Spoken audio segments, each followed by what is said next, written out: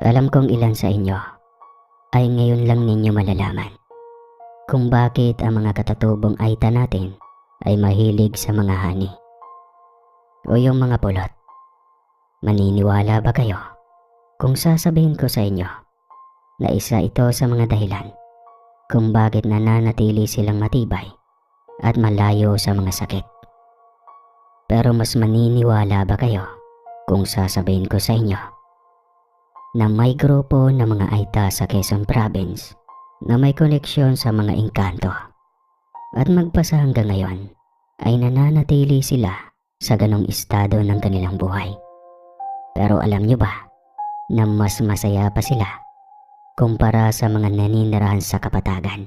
Alam kong may mga iilan din na nakakaalam, lalo na sa mga taga Quezon Province. Pero ito lang ang pakiusap ko sa inyo. Sana'y huwag niyong banggitin ang pinakabarangay o mismong lugar kung saan sila nakatirik ngayon. Tara na at simulan na natin ang kwento. Huwag kayong bibitaw dahil may mga matutunan kayo ng mga kakaibang bagay na ngayon nyo lang malalaman. Simulan na natin. Tawagin mo na lang ako sa pangalang Arman. Hindi ko tunay na pangalan iyan.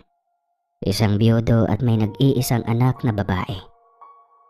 55 years old na ako ngayon at naninirahan sa isang maliit na bayan dito sa Quezon Province. Itago mo po ang pagkakakilanlan ko dahil na rin sa sitwasyon naming mag-ama. Ayokong tawagin kaming baliw o siraulo na mga nakakakilala sa amin. Habang ako'y naghahanap ng mapapanood sa YouTube, nadaanan kita at naengganyo akong magpadala din ng kwento. Pinag-aralan ko ang mga kwento sa channel mo at heto, natipa na ako at handang ipahayag ang kwento ng buhay ko. Marami ang magtataka at mahihiwagaan sa buhay ko dahil hindi naman ako taga-bukid. Ang aming tahanan ay nasa kabayanan at malayo sa linang o bukid. Pinalaki ako ng mga magulang ko sa kabayanan at wala kaming pag-aaring lupain sa bukid. Ang mga magulang ko ay parehong guro. Maging ang namayapa kong asawa ay taga-bayan din at isa ding guro. Ako naman ay bagong retired mula sa isang ahensya ng gobyerno. May isa akong anak na babae na si Delia. Bata pa lang ito, may kakaiba na sa kanyang mga mata. Yun bang tinatawag nilang may third eye? Tapos naman ito ng social work at nasa ahensya din ng gobyerno siya ngayon. Hindi namin alam kung paano o saan niya namana ang ganoong kakayahan. Pero habang lumalaki ito, ay nawala daw naman, yun ang sabi niya sa amin. Pinaniwalaan na lang naming mag-asawa para na rin maging payapa ang buhay namin. Dito iikot ang aking kwento sa anak kong babae na si Diana at sa naging manugang kong hindi po puro tao na kagaya natin. Dahil na rin siguro sa naiibang kakayahan ng anak ko, baka kako madaling napasok ng anak ko ang kakaibang mundo ng mga elemento. Alam kong iisipin nyo na baka nababaliw lang ako o iisipin din ng iba na baka imahinasyon ko lang ang mga sinasabi ko. Pero may mga ipapahayag akong kakaiba at hanggang sa masasabi nyong, oo nga no, kakaiba ang manugang ni Arman. Mahirap sa kalagayan ko na biyudo na at wala nang katuwang sa buhay. Maniniwala ba kayo na hindi ako nagkakasakit kahit na malapit na akong mag-senior citizen? Dito nga sa simula ng kakaibang pangyayari sa anak ko. Buhat madestino ang anak ko sa dulong bayan ng Quezon. Taong 2016, nakilala niya sa Romeo sa isang liblib na lugar kung saan nagpakain sila ng mga tribong Aita at ilang mahihirap na pamilya. Parte ng trabaho ng anak ko ang libutin ng buong probinsya ng Calabarzon para i-monitor ang mga urban poor.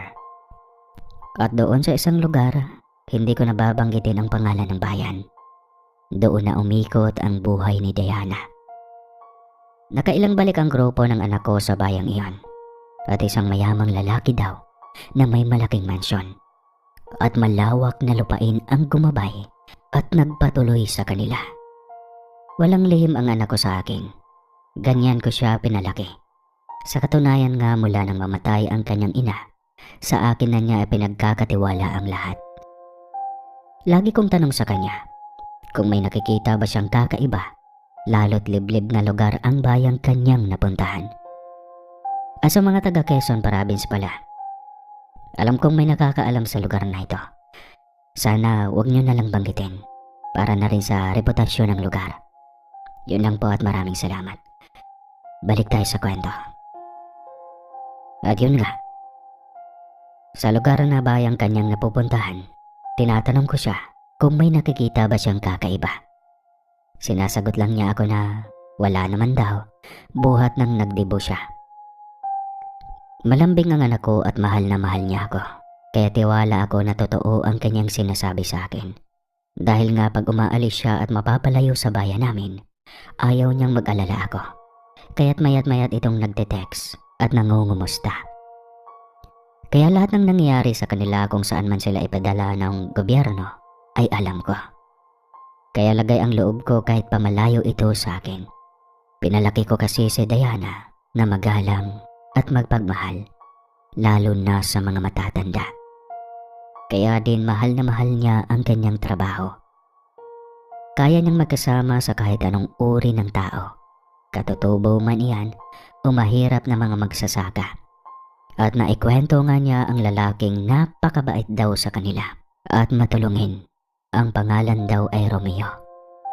At ayon sa kanya, napakalaki daw ng bahay nito. At ang pakilala sa kanila, taga-ibang bansa ito at isang negosyante. At doon nga nag-stay na ng Pilipinas. At doon nagustuhang manirahan. Napaniwala naman ang grupo ng anak ko dahil ang mga kagamitan nga daw ay parang galing sa bansang Europe. Wala daw itong magulang dahil nasa ibang bansa. At tanging kasama lamang sa bahay ang mga kasambahay at family driver. Kilalang kilala daw sa lugar si Romeo dahil marami itong natutulungan. May malawak kasi siyang palayan at maisan. May malawak ding taniman ng gulay at sagingan.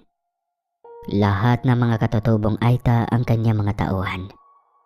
At meron din namang mga normal na manggagawa na taga roon sa kanilang barangay.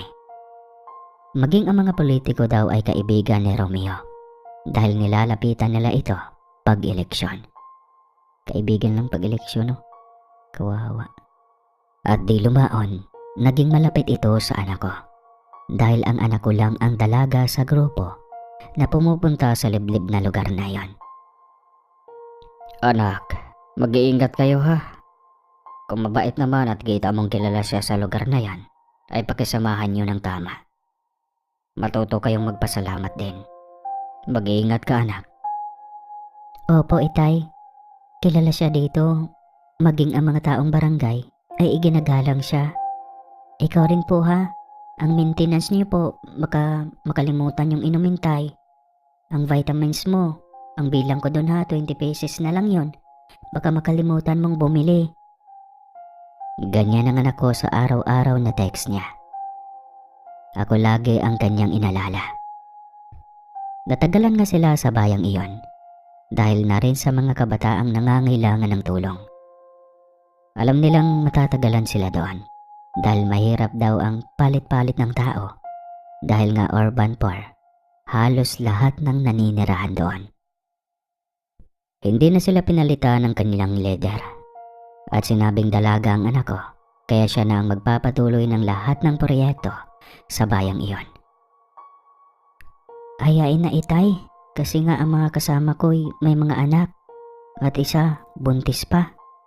Kaya naiwan ako at isang lalaki na pusong babae naman.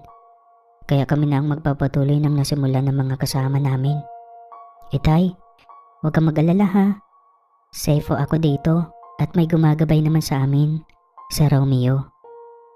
Basta anak, kung nahihirapan kayo magsabi ka ng tapat sa akin ha. Tayo naman ay may koneksyon sa loob at alam mo yan. Kaya kitang ipalipat ka agad. Aba, halos tatong buwan ka na dyan ha. Baka mamaya malamok dyan at magkasakit ka. Natawa lang ang anak ko at muling pinagmalaki naman niya si Romeo na mabait at inaalagaan sila doon. At huwag daw akong mag-aalala sa kanya. Muling napanatag ang loob ko at tuloy lang ang buhay. Naging abala na rin ako sa aking lote sa likuran ng bahay. At pinagawaan ko itong maliit na room for rent. Masaya ang anak ko dahil may pagkakaabalahan na daw ako. Ang napupuna ko lang sa anak ko. Bawat text niya ay laging bida si Romeo sa kanyang mga kwento. Kaya halos lahat nakilala ko na rin si Romeo. Dahil nga sa mga kwento ng anak ko. Hanggang sa dumating ang summer at bakasyon ng anak ko. Masayang masaya itong umuwi sa bahay namin at napakaraming pasalubong. Galing daw kay Romeo. At doon na nga ibinigay ng anak ko ang isang bote na ang laman ay purong katas daw ng honey. Tatagal daw ito ng ilang taon dahil hindi ito nasisira. Laging pinapaalala sa akin ng anak ko na huwag kakalimutang uminom tuwing umaga at huwag aalisin sa ref ang naturang purong honey. At kapag iinom daw ako ay ilalabas ko muna ng mga 1 oras para daw kapag tumigas ay malusaw ito. Mula nga noon gumaan ang pagkaramdam ko at ang sakit ng paa, tuhod ko ay nawala ng bigla. Maging ang mga kamag-anak ko hanga sa akin dahil gumanda daw ang kutis ko at mapula ang labi. Kuya Arman, nakakapanabago ka po, parang bumata ang itsura mo ah. At ang kutis mo parang kakaiba ngayon ah. Anong sekretong sabon mo ba? Abay, wala naman. Basta may pinainom sa akin si Diana. Katas ito ng honey. Puro daw ito galing bundok. Liblib na lugar kasi nakadestino si Diana ngayon. Kaya madami lagi itong uwi ng kung ano-ano. Sagot ko naman sa kamag-anak ko. Ay nako, swerte mo sa anak mo. Kahit iisa ito. Napalaki naman ninyo ng tama at may trabaho pa. Masaya kami at kahit solo ka sa bahay mo, kita naman naming malusog ka. Takang-taka naman ako sa mga papuri ng mga kamag-anak ko. Kaya napapatingin tuloy ako sa salamin. Kung bakit ganun na lang ang puri nila sa akin. At napansin ko rin at namangha pa. Bakit nga ba gumanda ang balat ko? Kung dati ay mabilis akong hinahapo, ngayon ay nawala ito. At lumakas talaga ang pagkaramdam ko. Kaya agad akong nagtanong kay Diana na ano bang meron sa honey na dinala niya at parang may halong magic ito. Itay, huwag ka nang magtanong. Kami po dito na mga kasama ko ay umiinom din ng ganyan. At malaking tulong po talaga sa amin. Templado po yan ni Romeo. May mga halamang gamot daw po yan kahalo at malaking tulong daw po sa mga tao. Sa bagay, walang masama at talagang malaking tulong nga anak. Sige, pagsabi kay Romeo, salamat ha. At masayang masaya naman ang anak ko dahil alam niyang malaking tulong sa akin ang honey na dinala niya galing kay Romeo. Patuloy lang ang buhay ko. Dumaan pa ang 1 taon at na-promote na ang anak ko. Head supervisor na ito at tumaas ang sahod at hindi na talaga siya nagpalipat ng destino. Takang-taka man ako pero wala akong karapatang tumutol. Dahil kita ko naman na masaya ang anak ko sa kanyang trabaho at sanay na siya sa lugar na iyon. Kilalang kilala na siya ng mga tao doon. Bakit naman ako mangangamba pa? Gayong alam kong maganda ang katayuan ng anak ko kahit malayo. Ako naman nasanay ng solo at araw-araw naman ramdam ko na lalo akong lumalakas. Kada day off ng anak ko, may bit-bit na naman itong honey at ang kasanayan ko na nga ito at hinanap-hanap na ito ng panlasa ko tuwing umaga. Ngunit pag-uwi muli ng anak ko, nagulat ako sa kanyang sinabi sa akin. Itay, huwag kang mabibigla ha. Kung sa sunod kong uwi, kasama ko na sa Romeo. Nagulat naman ako. Pero bilang ama, ramdam ko ang ibig ipahiwatig ng anak ko. Anak, mukhang masaya ka. Kasintahan mo na ba si Romeo ha? Opo itay, huwag kang magagalit ha. Nasa tamang edad naman na ako tay eh. At kahit naman matanda sa akin si Romeo, napakabait nito. At halos same age lang kami kung kumilos. Edad lang ang ano sa amin. Okay anak, Tiwala naman ako sa'yo. At tama ka, nasa tamang edad ka na nga. Sige, at gusto ko ding makilala si Romeo. At sa lumipas na 1 linggo, araw nga ng Sabado, dumating ang anak ko sakay sa mamahaling sasakyan. Tinginan ang aming mga kapitbahay at halata namang mayaman nga si Romeo ang mintado. Sa edad ng 40, hindi mo ito mahahalata dahil mukha lamang itong 30 anyos. Magalang ito at maamo ang mukha. Ewan ba, bakit parang magaan ang loob ko sa kanya?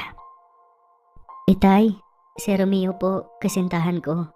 At itay, mabait si Romeo. At siyang nag-aalaga sa akin sa lugar ng kung saan ako na destino. Kaya kahit ilang taon na ako doon, hindi ako napapahamak. Kumusta po kayo? Mukhang hiyang ang katawan niyo sa honey na iniinom niyo. Ipagpapatuloy po ninyong pag-inom ha. Hindi po kayo magkakasakit habang buhay. Salamat. Ano bang nakahalo sa honey ha, Romeo? At bakit gumaan ang pagkaramdam ko? Isa ka bang doktor? Bakit nakapagtimpla ka ng ganon? Gayong dapat aprobado yan ng DOH. Herbal lang po yun, kaya safe po sa kahit anong tao. Turo po yan ng mga kaibigan ko sa kabundukan. Sila ang nagbibigay sa akin ng panghalong halamang gamot upang makatulong sa katawan ng tao. Ewan ko ba, hindi na ako nakipagtalo pa. Basta magaan ang pagkaramdam ko sa taong kaharap ko. Nakita ko nga ang pag-aasikaso nito sa anak ko. Maging gawaing bahay ay may kusa ito. Maaga itong gumising para ipagluto kami ng anak ko. Hindi ko maisip na ang isang mayamang lalaki ay sanay sa gawaing bahay. Wala akong masabi. At agad akong nagtanong sa anak ko na kailan ba sila magpapakasal dahil nasa tamang edad na naman na sila. Paghahandaan daw muna nila ang tungkol sa kasal at panatag na ang loob ko nang muling umalis ang anak ko. Nangako naman si Romeo na alagaan niya ang anak ko habang nasa trabaho ito at huwag akong mag-aalala. Sa buhay ng tao, kaakibat na talaga ang problema. Ang mga naupa sa aking paupahang kwarto ay mga gumagamit pala ng ipinagbabawal na gamot. Naging problema ko ito at pilit kong inililihim sa anak ko para hindi mag-aalala.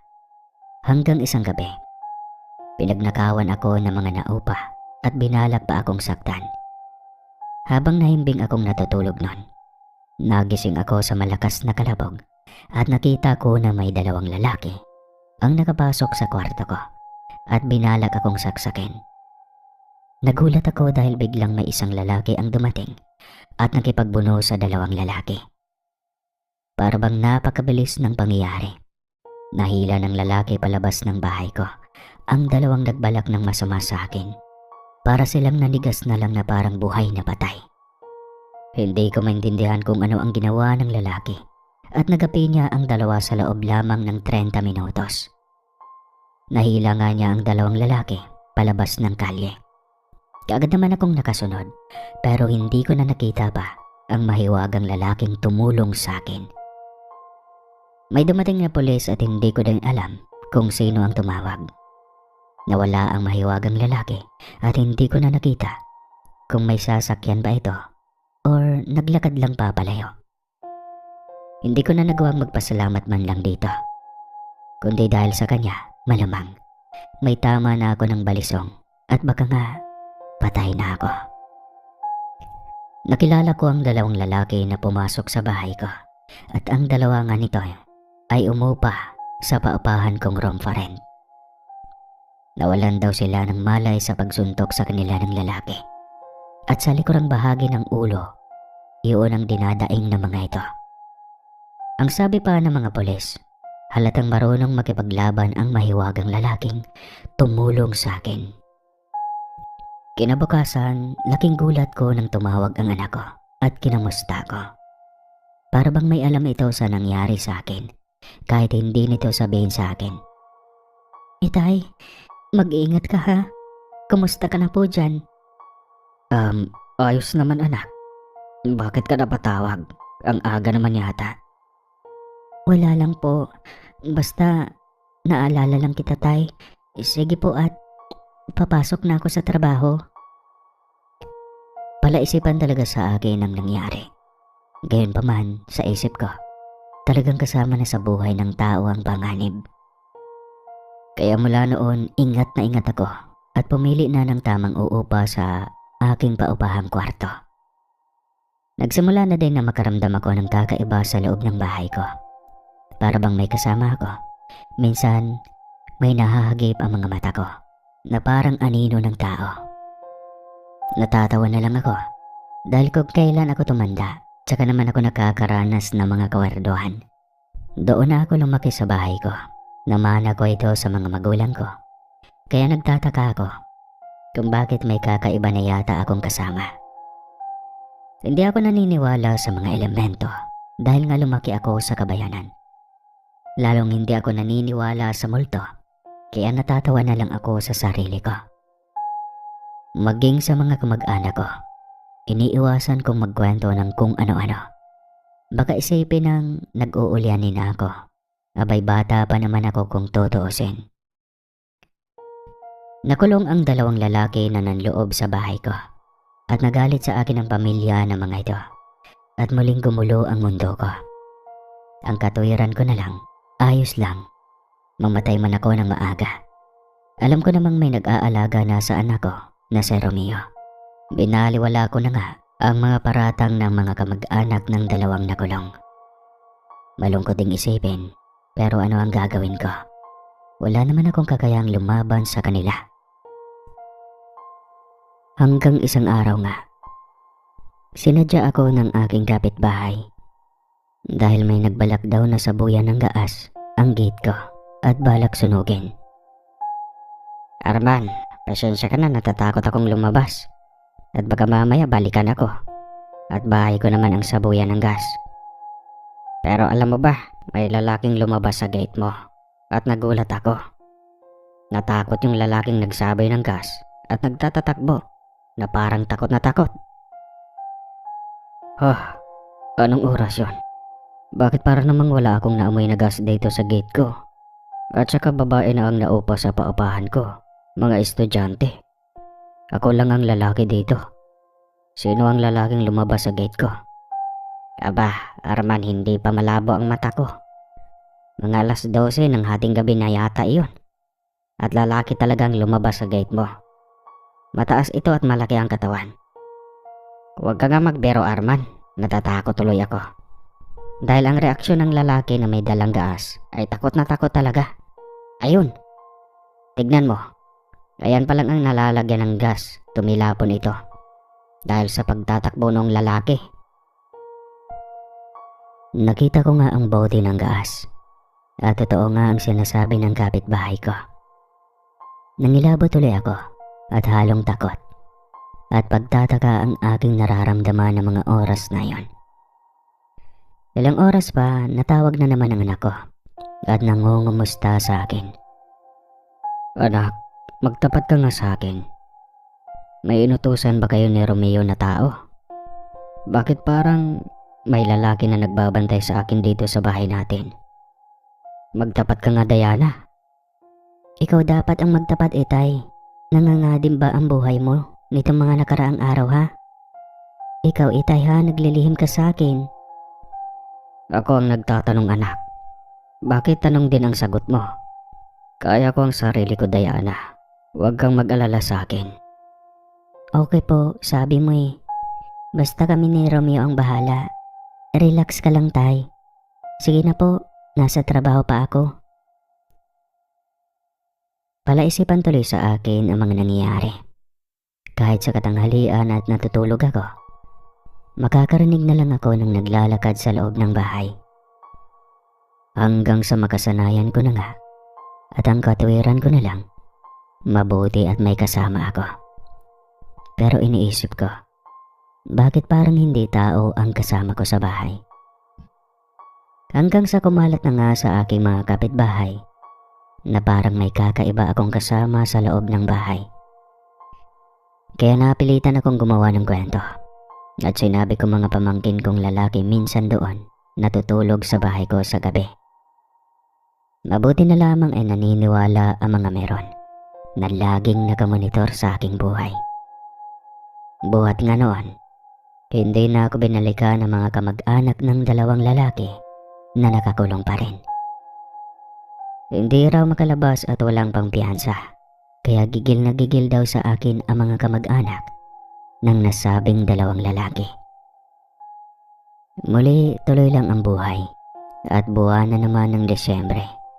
Sabi ng anak ko, magpapakasal na sila ni Romeo. At sa bahay lang daw ni Romeo gaganapin at simpleng handaan lang daw. Itay, maghanda ka ha. Oras na payagan ako mag-leave ng boss ko, ipapasundo kita dyan at dito ka muna sa amin ni Romeo. Saad ni Diana. At excited naman ako sa magaganap na kasalan. Sino ba namang ama ang ayaw ikasal ang anak? Lalo't nakilala ko na si Romeo na mabait na tao. Dumating na nga ang takdang araw at isang kotse ang dumating at nagpakilalang tauhan ni Romeo. Nakita ko din ang text ng anak ko at sinabing nasa tapat na nga ng bahay namin ang nasabing sasakyan. Nagpaalam ako sa aking mga kapitbahay at ilang mga kamag-anak, kaya alam nila na ikakasal na si Diana. Malayo ang biyahe, halos 4 na oras sa highway at 2 oras pa papasok sa barangay ang aming biniyahe. At sa dulo ng barangay, maganda ang kalye. Klaseng pinasadya ito ni Romeo, amintado. Maraming aita na nagkalat sa lugar at kay ganda nga naman ng mga kapaligiran. Maraming sagingan at maisan. May malawak na palayan at lahat ng iyon, pag-aari ni Romeo.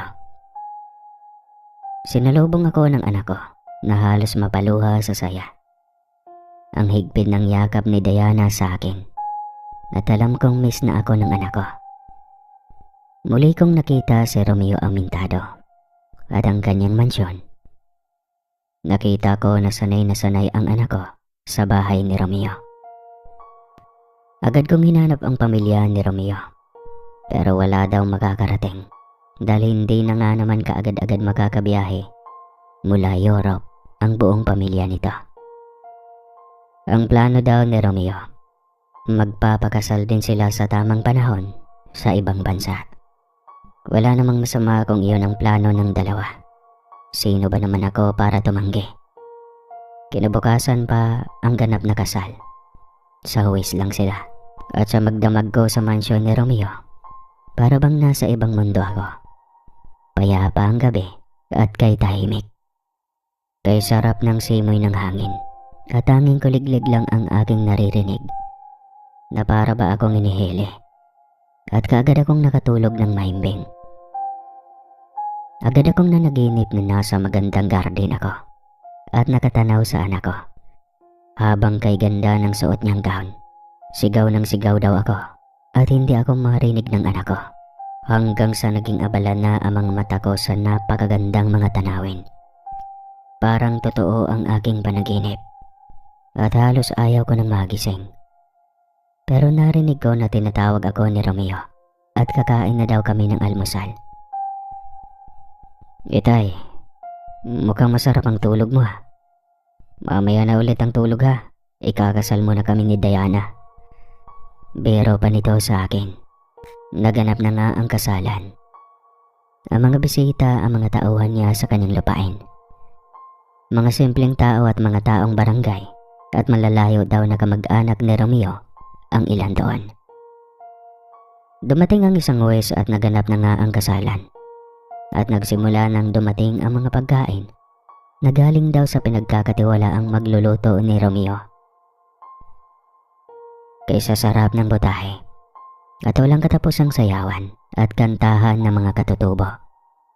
Iyon ang nagugustuhan ko sa manugang ko. Nakikisama siya sa lahat ng uri ng tao, mayaman man o mahirap. Napakasaya ko para sa aking anak. Panay ang yakap at pasasalamat sa akin ni Diana dahil naging maunawain daw akong ama. At maging si Romeo, walang tigil ang pagmamano sa akin. Natapos ang maghapon na pagod kami at muli agad akong nagpahinga sa kwarto ko at gustong gusto ko na agad matulog. Hindi ko maipaliwanag kung bakit gusto kong marating muli ang aking napanaginipan noong nakaraang gabi. Nahihiwagaan talaga ako sa aking nararamdaman. Para bang nasa ibang mundo ako. Oras na ipikit ko ang aking mga mata. Ramdam kong sinilip ako ng anak ko. Ramdam ko na tumabi siya sa kama ko at hinalikan ako sa noo. Pero hindi na ako makakibo at agad na bago ang aking paligid. Kay ganda muli ng mga halamanan, ang babango ng mga bulaklak. Nakakita ako ng mga kabataan na naglalaro sa malawak na parang. Pero kakaiba ang anyo nila, kay tatangos ng ilong nila at kakaiba ang korte ng tenga. Pero hindi sila nakakatakot. Patuloy silang naglalaro. Habang ako, inaamoy ko ang mga mababangong bulaklak. Diyos ko, kay ganda naman dito. Pero gusto ko pa pong magising kung langit na ba ito, Diyos ko. Gusto ko pang makita ang mga apo ko. Bulong ko habang humiga na ako sa makapal na damuhan at umaamoy pa rin ang mababangong bulaklak sa tabi ko. Pagtingin ko sa kalangitan ay kakaiba ito. Hindi kagaya ng langit sa mundo ng mga tao. Makakapal at mainit ang sikat ng araw. Sa lugar na iyon, ang kalangitan ay may manipis ang ulap at kay sarap sa balat ng sikat ng araw. Talagang panaginip nga ang aking karanasan. Ang tanong ko lang, bakit sa bahay lamang ni Romeo ako nananaginip ng ganoon? Sa bahay ko naman walang ganong panaginip. Tumanda na ako sa bahay namin at may isang magandang panaginip. Wala akong maaalala. At nagising ako muli sa tawag ng anak ko. Umaga na pala at kay gaan ang pagkaramdam ko. Gusto kong itanong kay Diana kung bakit lagi akong nananaginip simula nang dumating ako. Kaya lang baka isipin ng anak ko na nag-uulyanin na ako. Baka nga mag-aalala lang ito. Alam ko naman na 3 araw lang ang leave nito at balik na siya sa kanyang trabaho. Ayaw ko maging pabigat sa mag-asawa. Kaya nagdahilan na agad ako na babalik na ako sa bahay namin. Anak, alam mo naman na may paupahan akong room for rent ba? Ako'y papahatid na rin sa atin ha. Alam mo naman mahirap sa ating lugar pag walang tao sa bahay.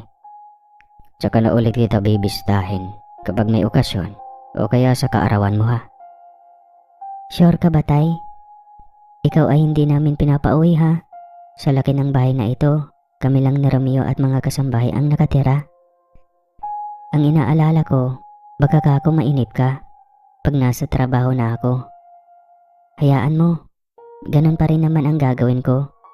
Uuwi ako sa atin pag day off ko. Tumango na lang ako sa anak ko. Kahit gustong gusto ko nang magtanong kung bakit parang kakaiba ang lugar nila. Ang bahay at kwarto na aking tinutulugan, talagang may kakaiba.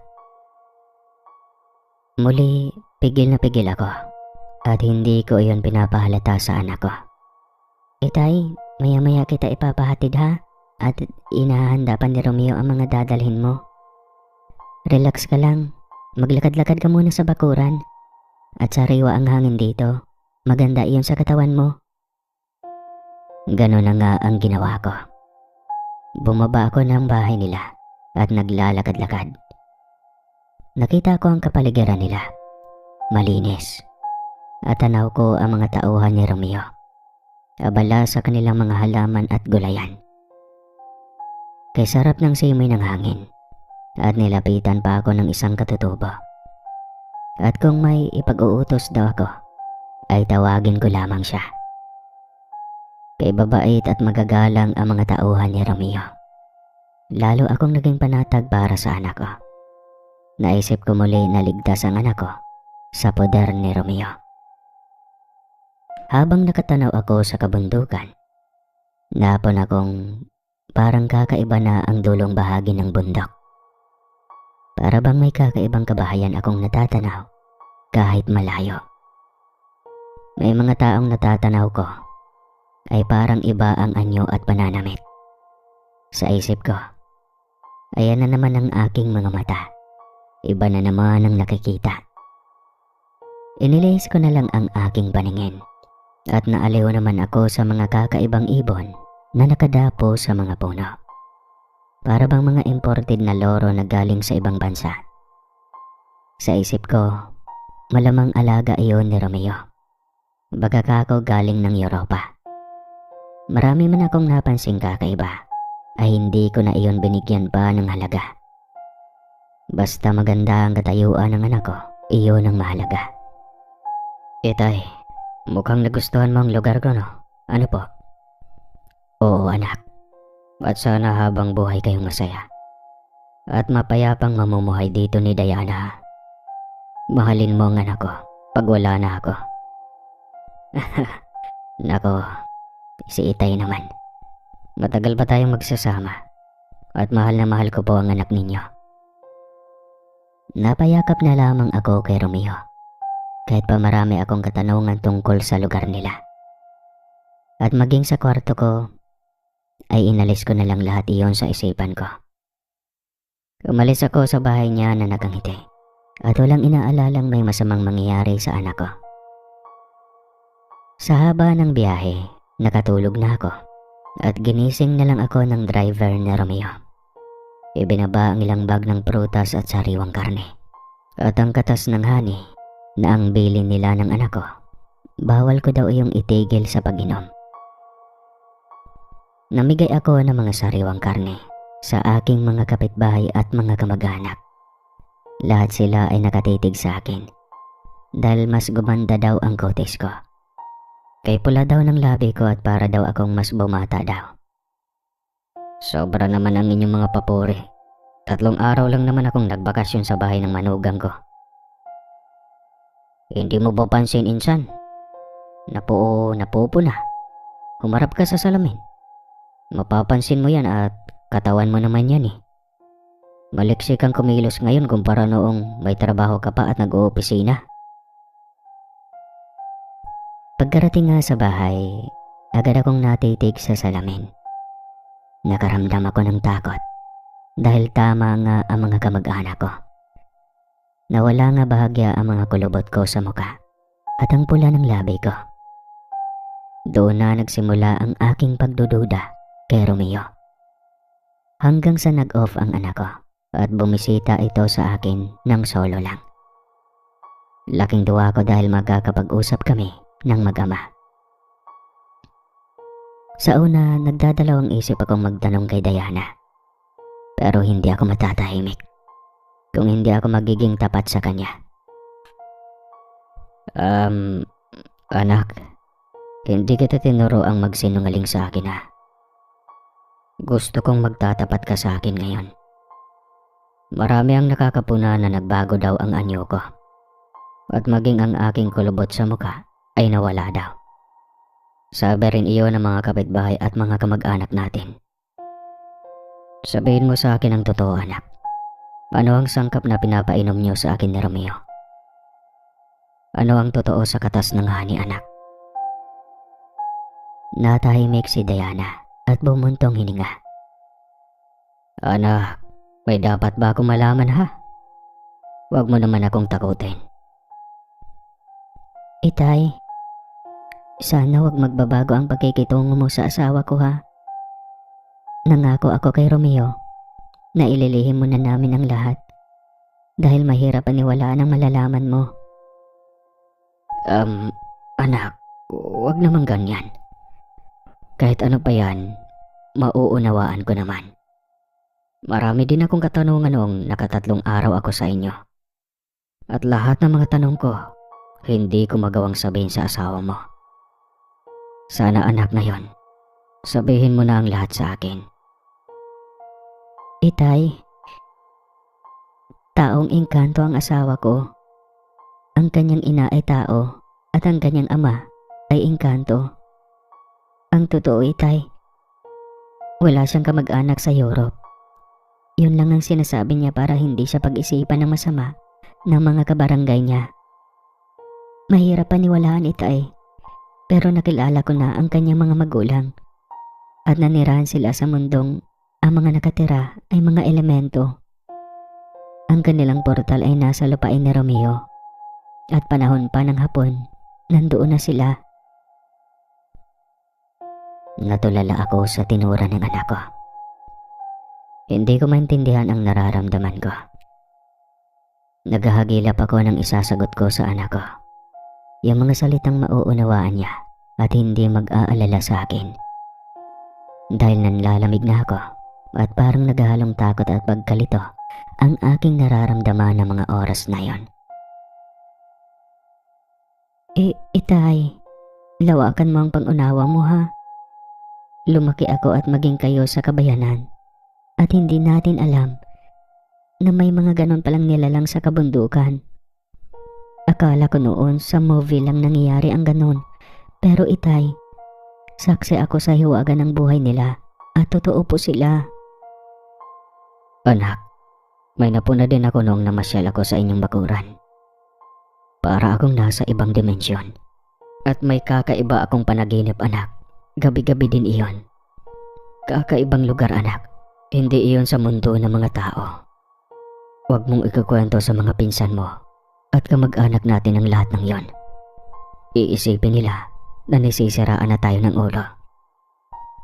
Itay, mahal ko si Romeo at namuhay na siyang isang tao sa lugar na yon.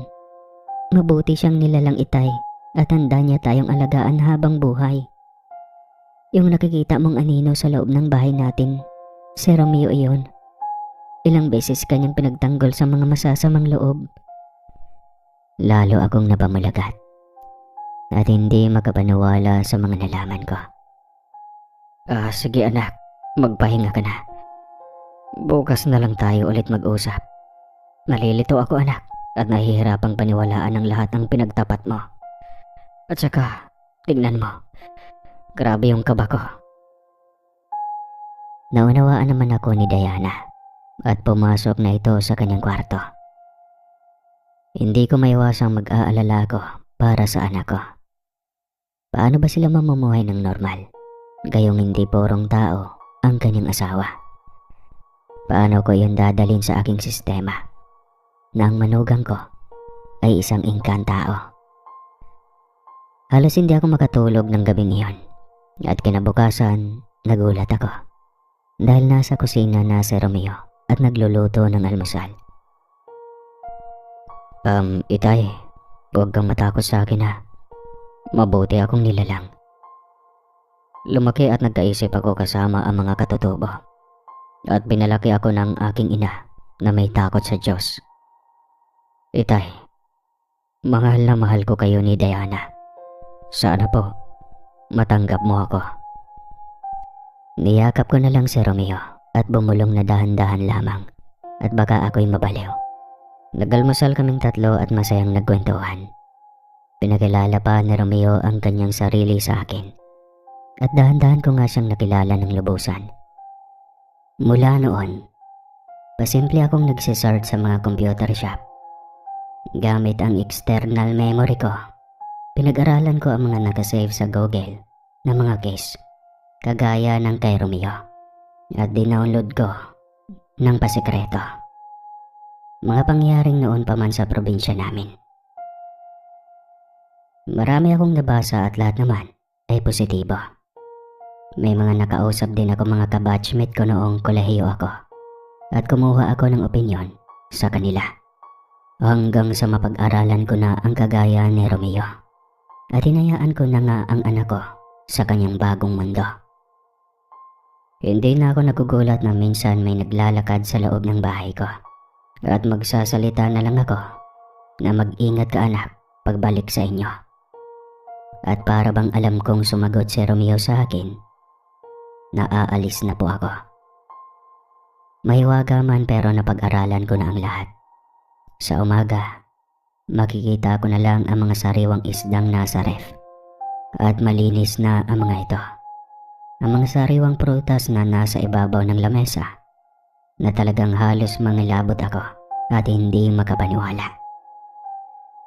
Tatawag naman agad si Diana at sinabing may lutong ulam siyang ipinadala at nasa kawali na nga at may luto na ring kanin. Nagsimula na nga akong mag-almusal at sumusubo ako nang pumapatak ang luha. Paano ko ba pananatilihin na kalmado ako? Paano kung may makakaalam sa kamag-anak namin o mga kapitbahay? Ano ang iisipin nila? Sira na ang ulo naming mag-ama. Hindi ako makakapayag. Sa gabi bago ako matulog, ang dasal ko sa Diyos, sana manatili ang lihim naming mag-ama. Hindi ko matatanggap na mapahamak ang anak ko. Ayaw kong may makaalam ng lahat at baka ilayo ni Romeo ang anak ko sa akin. Maging sa opisina ng anak ko, parang ginagamitan ni Romeo ng kung anong mutya ang mga ito. At parang wala silang kaalam-alam, maging ang nakasama ni Diana sa lugar na iyon. At wala lang sa kanila ang nangyaring kakaiba sa anak ko. Inamin sa akin ng anak ko na lahat ng tao sa paligid niya ay kontrolado ni Romeo. Kahit daw noong wala pa siya sa lugar ni Romeo, lahat ng tauhan, maging ang mga taong barangay, ay hawak ni Romeo ang kanilang pag-iisip. Nakasanayan na daw ng pamilya at angka ni Romeo ang ganoong pamumuhay. Mula pa noong unang panahon sa mga ninuno ni Romeo, nananatili daw ang kapayapaan ng angka ng mga ito dahil sa ganong pamumuhay. Kontrolado naman lahat ni Romeo at wala naman akong nakikitang masama dahil gusto lang nilang mamuhay kasama ang mga normal na tao. Kaya lang kami ng anak ko na napadagdag sa pamilya nila, paano namin makakayang maging bulag habang buhay? Paano ang aming seguridad dahil oras na malaman ng mga kamag-anak ko ang lahat? Samintalang bagsak namin ng anak ko. Dumaan pa ang mga ilang taon. Sa awa ng Diyos, nagagawa namin ni Diana na maging kalmado sa lahat ng oras. Sanay na sanay ako sa mga hiwagang hatid ni Romeo. Dumating pa ang hinihintay namin ni Romeo ang mintado. Nagdadalang tao na ang anak ko at may halong takot ang aking kasiyahan dahil hindi pwedeng manganak sa mundo ng tao ang anak ko. Anak, nahihirapan akong unawain ang mga nangyayari. Parang hindi ko kakayanin na hindi ka dito manganganak. Itay, isipin mo na lang, para din ito sa kaligtasan ng apo mo.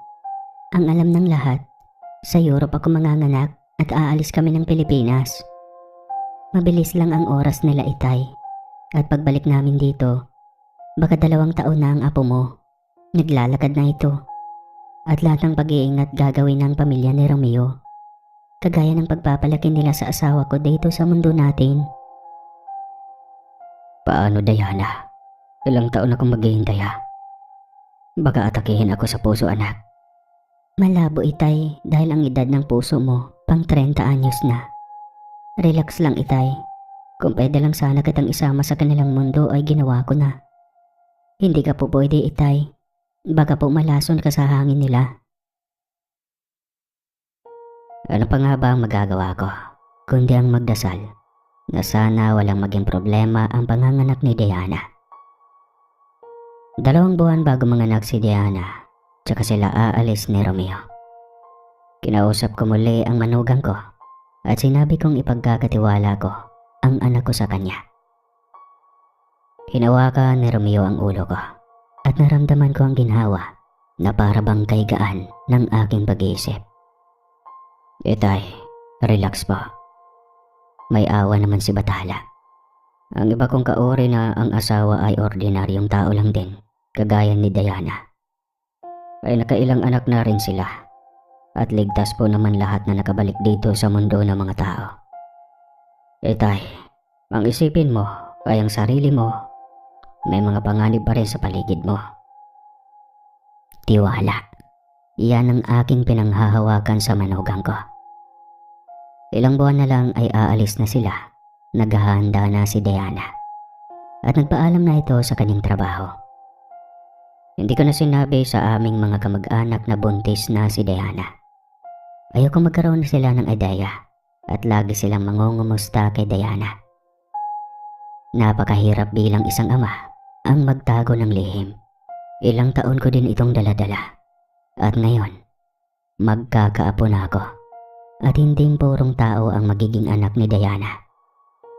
Paano ko ba matatanggap na sa isang kisap mata, pwedeng mawala ang apo at anak ko na hindi ko makita kailanman? Habang papalapit ang kanilang pag-alis, halos hindi na ako makatulog. Malimit na tulala at napupuna na tuloy ako ng aking mga kapitbahay. At lalong sa kababata kong si Paring Merto. Paring Arman, ikaw ba ay kumain na ng tanghalian ha? Nakadalawang balik na ako galing palengke. Bakit andyan ka pa rin sa tumba-tumba mo? May problema ka ba? Ako'y tawagin mo pag gusto mo ng kausap. Nauunawaan naman kita. At alam ko namang solo ka na sa buhay. Wika ni Paring Merto habang nakadungaw sa gate ko. Ayos lang ako pare. Salamat sa malasakit. Alam mo naman, natanda na tayo at madami ng drama sa buhay. Naiinip minsan pero lagi namang natawag si Diana sa akin. Basta salamat ha. Nakangiting kumaway ang kumpare ko sa akin at umalis na ito habang nakaramdam ako ng inggit sa kanya. May asawa pa ito at 3 anak. Marami siyang apo at kahit hirap sa buhay, kita ko na masaya sila. Normal na namumuhay at hindi katulad ko na maraming itinatagong lihim sa tao. Aminado naman ako sa sarili ko na hindi pa ako lubusang nagtitiwala kay Romeo nun. Lalo pag naiisip ko na baka hindi na niya ibabalik ang anak ko at apo. Saan ako magre-report? Sa alagad ba ng batas? Paano ang gagawin kong report? Dinukot ng taong engkanto ang anak ko at apo? Hahanapin nila. Saan naman? Sa kagubatan ba? O di kaya pagtatawanan na lang ako? Habang tumutulo ang luha ko, nagulat ako sa pagtawag ni Diana. Itay, bakit ka umiiyak? Alam mo naman na mag-aalala ako at ang apo mo malulungkot. Paano mo nalaman anak? Kayo talaga. Wala na talaga akong lihim sa inyo. Talagang kakaiba kayo ng asawa mo. Ayos lang ako anak, huwag kang mag-alala. Nalulungkot lang kasi ako. Aalis na kayo ni Romeo. Paano kung hindi na kayo ibabalik? Napatawa na lang ang anak ko at sinabing wala daw ba akong tiwala kay Romeo. Ewan ko ba? Marahil isa lamang akong ama na nahihirapang tanggapin ang katotohanan na ang buhay namin ay ganap ng mahiwaga. Walang sino man ang maniniwala lalo't walang karanasan sa mga elemento. Kahit pa sabihin kaya namang mabuhay ang anak ko sa mundo ni Romeo. Dahil bukas naman ang third eye nito mula pagkabata. Hindi pa rin ako komportable. At dumating na nga ang tamang araw. Tumawag ang anak ko at aalis na daw sila. Kailangan na daw talaga dahil ihahanda pa daw ng anak ko ang kanyang sarili sa panganganak niya. Anak, dalawin mo naman ako kahit sa panaginip. Kagaya ng naranasan ko noon sa bahay nila Romeo. Kahit pa nawiwarduhan ako, ang mahalaga, maramdaman man lang kita na ligtas ka. Sige po tay, sasabihin ko kay Romeo. At sana iwasan mong mag-isip ng masama ha. Ang isipin mo na lang po, nasa ibang bansa ako o nasa Europe. Tsaka laging may nakabantay sa'yo dyan sa bahay natin. Nananatili ang pag-aalala sa'yo ng asawa ko itay. Halos hindi na ako nakapagsalita pa. At ibinaba na ng anak ko ang cellphone. Na para bang hindi ako makapaniwala. Nang anak ko'y pupunta sa lugar na hindi naman mga tao ang naninirahan doon. Kayo na po ang bahala sa anak ko, Panginoon ko. Mahirap mang paniwalaan ang nangyayari sa buhay namin. Na kami lang ng anak ko ang nagkakaunawaan. Gabayan mo ang magiging apo ko. Dasal ko. At mula nga noon, hindi na normal ang naging buhay ko sa araw-araw. Dinadalaw na ako ng mga kaanak namin para mangumusta at nahahalata na din nila ang aking pagkabalisa. Enshan, bakit ang tahimik mo na? Dati naman marami kang kwento ha. Kumusta si Diana? Parang hindi na nauwi dito ah. Mabait ba ang napangasawa niya? Abay, kami na lang ang pamilya niyo ah. Huwag kayong maglilihim. Yung mga naupa dati sa iyo na naipakulong mo, kumusta na? Hindi ka na ba ginugulo? Sabihin mo sa amin, Insang Arman. Huwag kang maglilihim. Ayos lang si Diana. At oo, mabait naman ang manugang ko. Sa ngayon nasa Europe sila at doon manganganak si Diana. Ayos lang ako. Alam mo naman na natanda na ako at naiinip na rin sa buhay. Pilit kong pinaparamdam sa mga kamag-anak ko na kalmado ako. Kahit nahalata na nilang malungkuti na ako. Dumaan ang ilang mga buwan, walang paramdam ang mag-asawa. Maging ang pakiusap ko kay Diana na panaginip ay hindi nangyayari. Gabi-gabi akong nananalangin at tumatawag sa pangalan ni Romeo. Subalit wala akong maramdaman. Yung kagaya ng ginagawa dati ni Romeo na pagdalaw sa akin. Lahat ng iyon ay nawala na. Paubos na rin ang honey na iniinom ko tuwing umaga. At nararamdaman ko na ang mga palatandaan na nagkakadepresyon na ako dahil sa pag-iisip kay Diana. Lagi na din akong binibisita ng mga matatanda kong tiyahin. Isa-isa na silang nag-aalala sa kalagayan ko. Hindi ko naman maunawaan bakit pinabayaan akong mag-alaga ng anak ko. Gayong ang usapan namin ay kahit sa panaginip ay dadalawin niya ako. Dumaan ang mga okasyon at kaarawan ni Diana. Halos ikabaliw ko na ang pag-aalala. Hanggang sa isang umaga, nagpasya akong magbiyahe patungo sa lugar ni na Romeo. Nagrenta ako ng isang sasakyan papasok sa liblib na lugar na yon. Pero bakit ganon? Parang agad na bago ang paligid. Nawala ang malawak na palayan at maisan. Pati na rin ang mga magagandang tanawin ay hindi ko na matanaw. Sir, nandito na po tayo. Saan po ba tayo?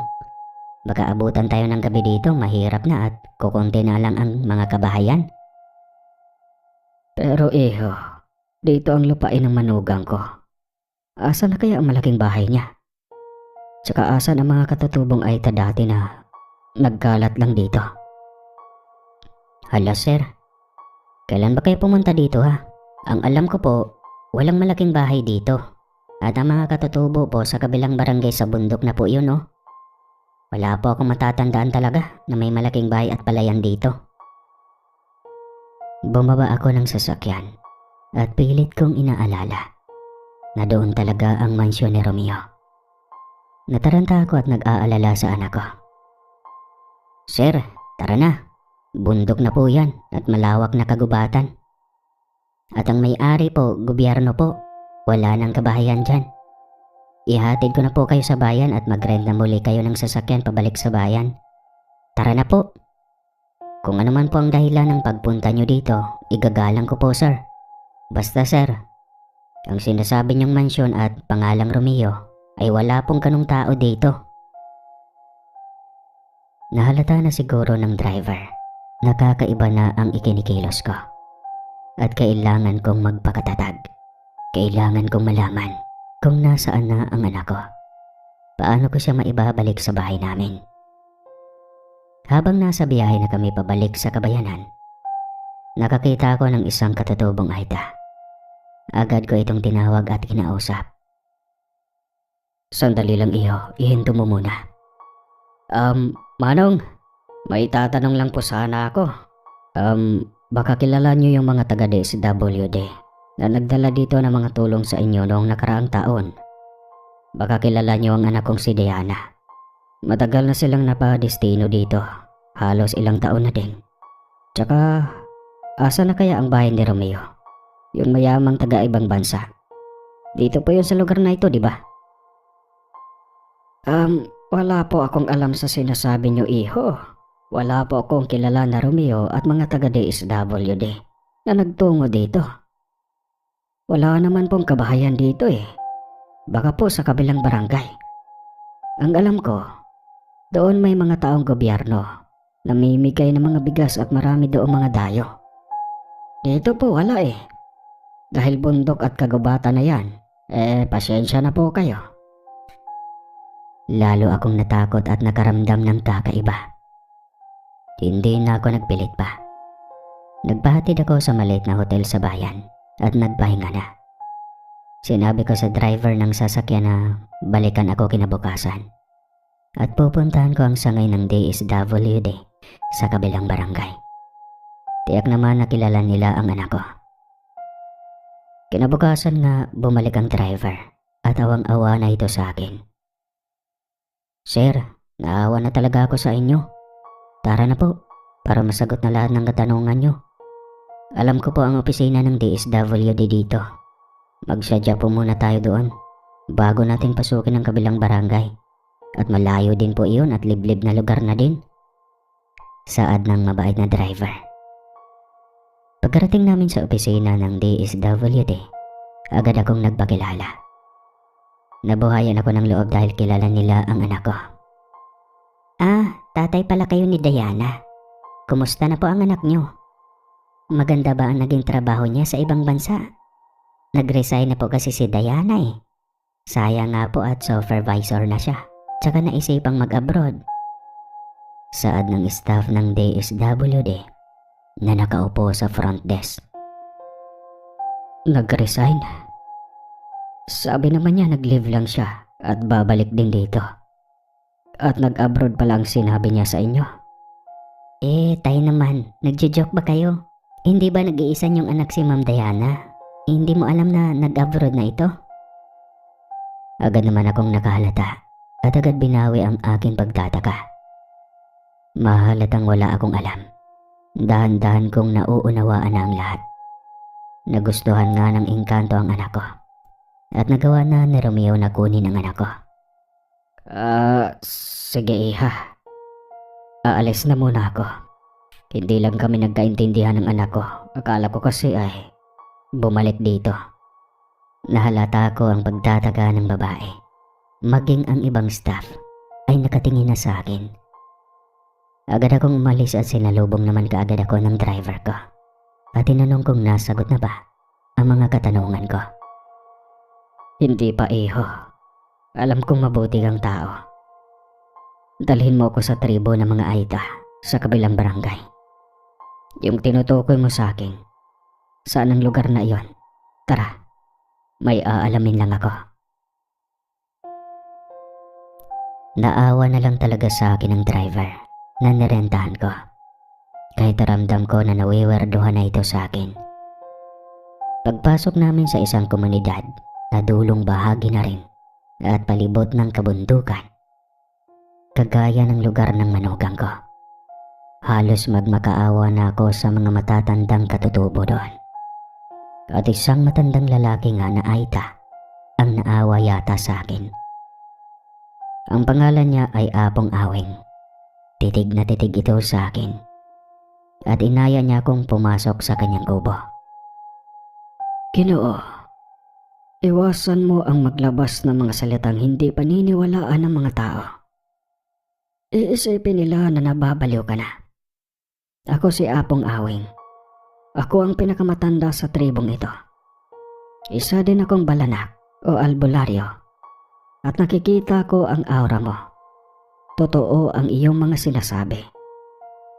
Isa kang ama na naghahanap sa anak na mukhang dinala na rin ng mga engkanto sa kanilang mundo. Huwag kang matakot sa akin ha. Ako lang ang makakaunawa sa iyo sa pagkakataong ito. Apo Awing, asa na ang anak ko? Maawa ka po sa akin. Alam mo ba ang totoong nangyari? Hindi po ako nagawa lamang ng istorya. Nakaharap ko po si Romeo at ang anak ko naman laging tumatawag sa akin at nakauwi pa siya ng bahay namin. Paano po nangyari na nawala ang mansyon at ang lupang pag-aari ni Romeo? Maawa ka po sa akin. Mababaliw po talaga ako. Bayaran mo na ang nirentahan mong sasakyan at sabihin mo Balikan ka dito makalipas ang 3 araw. Magtiwala ka sa akin. Tutulungan kitang masagot ang mga katanungan mo. Naunawaan naman ako ng driver at natutuwa ito dahil masasagot na daw ang aking mga katanungan. Nangako ito na babalikan ako at huwag daw akong mag-alala. Makakauwi ako sa bayan namin ng ligtas. Kay buti mo iho at hindi mo ako hinusgahan. Salamat ha. Basta babalikan mo ako dito ha. Pangako po, kilala ko ang mga Aita dito. Mababait sila. Sige sir, babalik ako. Salamat po sa bayad nyo. Malaking tulong to sa mga anak ko. Ito po ang number ko. Tawagan niyo po ako kung sakaling magka-problema kayo ha. Hinabol ko ng tanaw ang sasakyan na narentahan ko. Maraming naglalaro sa isipan ko. Baka ko hindi na ako makabalik pa sa bayan ko. Tinawag naman kaagad ako ni Apong Awing at sinabing mag-relax at ipahinga ang aking isipan. Sinabi ko sa kanyang lahat-lahat mula umpisa at paano nangyari na nakarating doon ang anak ko. Kailangan maging payapa ang iyong isipan. Mamayang gabi, gagawa ako ng isang panaginip. At doon, kailangan mong lakasan ang iyong loob. Kung gusto mo talagang makita pa ang iyong anak. Agad kong naalala ang panaginip ko noong sa mansyon ni Romeo. Kayang-kaya ko na ang ganong kaganapan, kaya handang-handa na ako. Sa nakikita ko sa iyo, Ginoo, ang anak mo ay may kakaibang katauhan. Magtapat ka sa akin. Hindi siya may sasama ng mga engkanto kung hindi bukas ang kanyang ikatlong mga mata.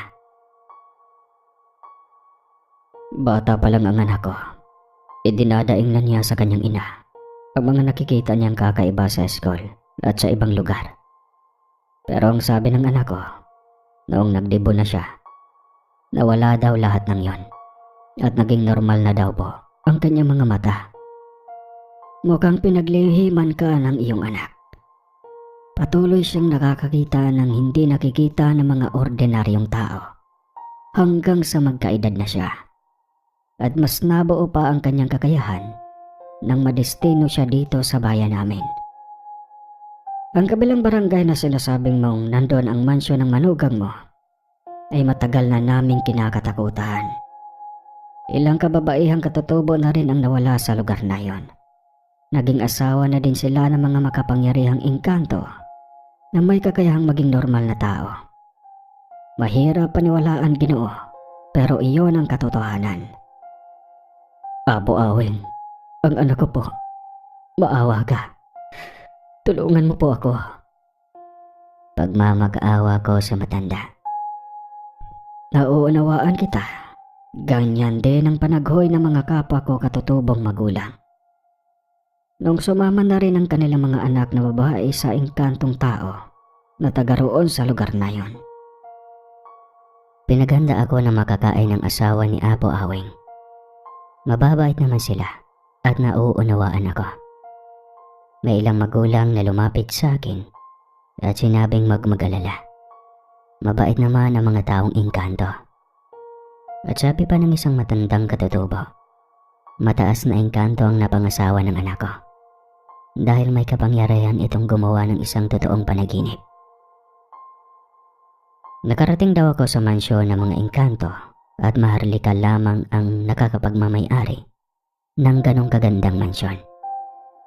Pinagtagbay-tagbay ko nga ang lahat at kaya pala kakaiba ang nararamdaman ko sa paligid ng mansyon ni Romeo noon. Ang magagandang palayan at gulayan at kakaibang mga ibon. Lahat pala iyon ay panaginip ko lang. At iyon talaga ang itsura ng bahay nila sa kanilang mundo. At lahat ng iyon ay alam ng anak ko ang nangyayari. Pumatak ang luha ko dahil natutong magsinungaling ang anak ko sa akin. Hindi na niya inisip ang mangyayari sa akin. Naisip ko rin na baka naman nahipnotis mo lang ang anak ko sa taong engkanto. Maghanda ka na, Arman. Magsisimula na tayo. Bulong ni Apo Awing. at nagsuot na ito ng kakaibang kasuotan na yari sa mga tuyong dahon. Maraming nakasabit sa kanyang katawan para mga buhay na anito at maya't maya nga ang bulong nito. Makakaramdam ka ng matinding antok, Arman, at sumabay ka lang sa mga magaganap. Matulog ka at imulat muli ang iyong mga mata at nasa loob ka na ng ginawa kong panaginip. Hindi ako sigurado kung pagmulat mo ay nasa bahay ka na ng manugang mong engkanto. Pag may problema, tawagin mo lang ang pangalan ko at hihilahin na kita pabalik. Maaamoy mo ang isang usok na may orasyon ko. Lakasan mo ang loob mo, Arman. Magdasal ka at manalig sa ating Ama. Pagmulat nga ng mga mata ko, nasa loob na ako ng kwartong tinutulugan ko noon, sa mansyon ni Romeo. Walang pinagbago at agad akong bumangon upang lumabas ng kwarto. Nagulantang ang lahat ng nandon sa sala at isa-isa ko itong tinitigan. Kakaiba ang kanilang muka. May mahaba at patuloy silang tenga.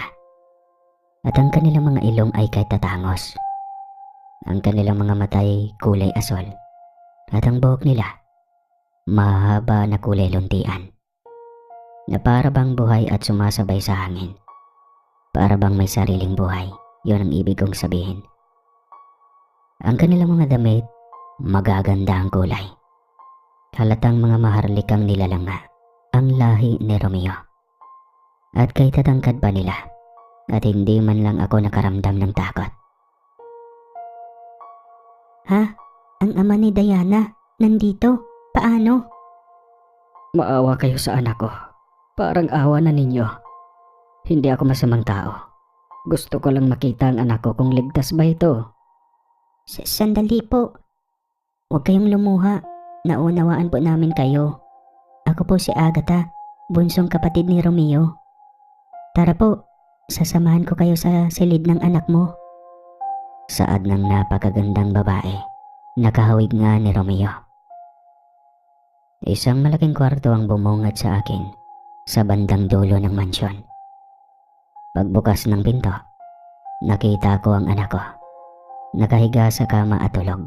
Habang may tatlong babaeng may hawak na mga tatlo ding sanggol ang aking nakita. Hindi ako pwedeng magkamali. Triplets ang naging anak ni Diana. Sila po ang mga apo mo, Ginoo. At huwag kayong mag-aalala. Namamahinga pa ang anak ninyo. Kaya hindi ka agad nakabalik sa mundo nyo. Ang kapatid ko naman ay naghahanap ng halamang gamot para lumakas ka agad si Ate Diana. Uwi ka pa ng kapatid ni Romeo. Agad kong niyakap ang anak ko at walang tigil ang pagluha.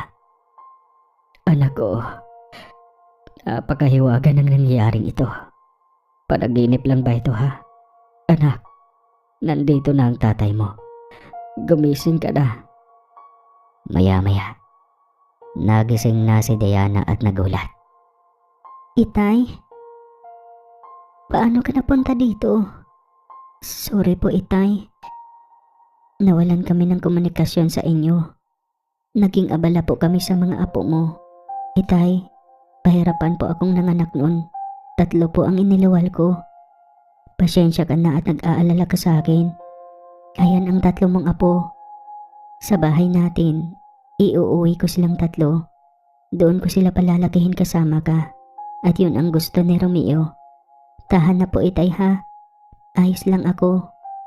At namamahinga lang ako at uuwi na ako pag lumakas ako. Diyos ko, salamat. Panaginip man ito o hindi, magtitiwala ako sa inyo. Anak, ang saya-saya ko. Sige na, magpahinga ka muna.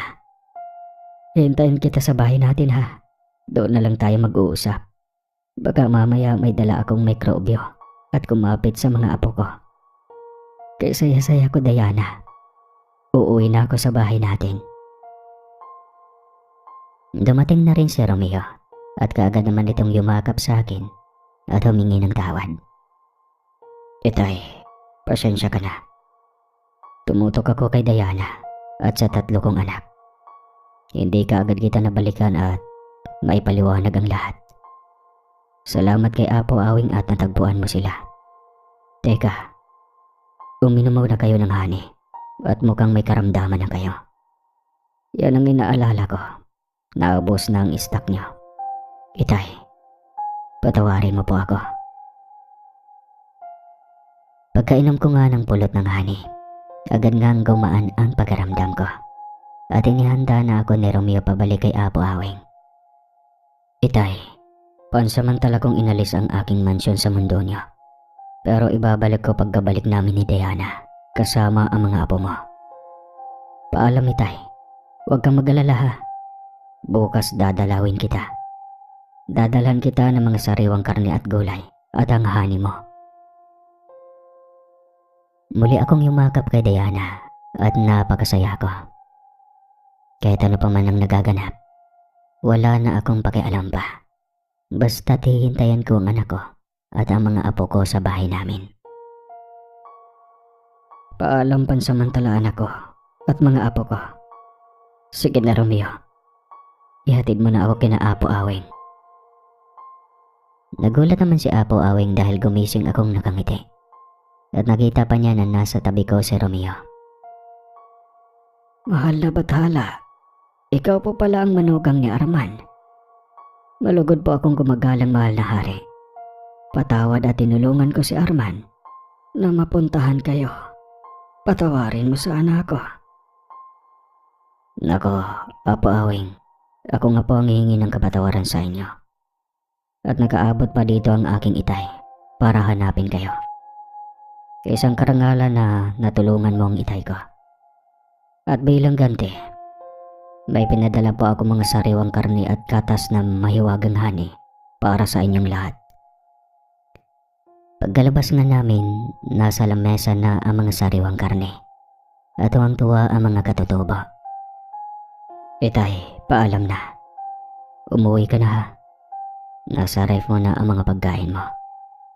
Bumilang ka ng 2 buwan pa at uuwi na kami ng mga apo mo. Nag-iwan rin ako ng pera sa cabinet mo. Magpagawa ka ng malaking kwarto para sa 3 mong apo ha. Kasama ang kanilang yaya pagbalik namin. Kaya madami na tayo sa bahay mo. Niyakap ko ng mahigpit sa Romeo at naglakad na ito papalayo. At nawala na lang ito na parang bula. Arman, nasa labas na ang driver mo. Hindi ka maniniwala pero 3 araw ka ng tulog. Sige na, umuwi ka na kaibigan. At kapag may pagkakataon ka bumalik ka dito at magdala ka ng lambanog at magbabalik tayo ha. Napatawa na lang ako at kumaway sa iba pang katutubo. Nakangiti naman ang mabait kong driver at sinabing mukhang nasagot na ang lahat ng aking katanungan. Dahil kay ganda na daw ng aura ko. Tara na iho, ikaw nang maghatid sa akin sa bayan. At alam ko namang kayang-kaya pa ng sasakyan mo. Huwag kang mag-alala. Bibigyan kita ng tip para may pasalubong ka sa mga anak mo. Abay, opo po sir. Tara na. Kay saya naman at may tip ako. Salamat po sir ha. Mahaba man ang naging biyahe namin. Hindi naman kami nainip. Makwento kasi si Jay, ang nakuha kong driver. At nalaman pang triplets din ang anak niya at napamulagat ako. Nagkataon lang ba? O talagang iyon ang dapat mangyari? Kaya nga na makarating kami sa bahay ko, madami akong ibinigay kay Jay. Mga damit at ilang kagamitang hindi ko na kailangan. Pagbukas ko pa ng bag ko, may malaking halaga palang inilagay sa Romeo. Kaya nagulat si Jay nang iabot ko ang nasa 10,000 piso. Noon itong mga panahong ito ay malaki na yon. Napaluha ito at napayakap. Siguro daw sinadya ng Diyos na makilala niya ako. Dahil may sakit ang kanyang mga anak na asthmatic. At malaking tulong ang perang ibinigay ko. Agad ko naman naalala ang mahiwagang honey na nakakagaling sa sakit ng mga tao. Binigyan ko si Jay at sinabi kong ipainom agad ito sa kanyang 3 anak. Ilang araw pa nga tumawag sa akin si Jay at sinabing saan galing ang pulot ng honey ko. dahil agad nawala ang asma ng 3 niyang anak.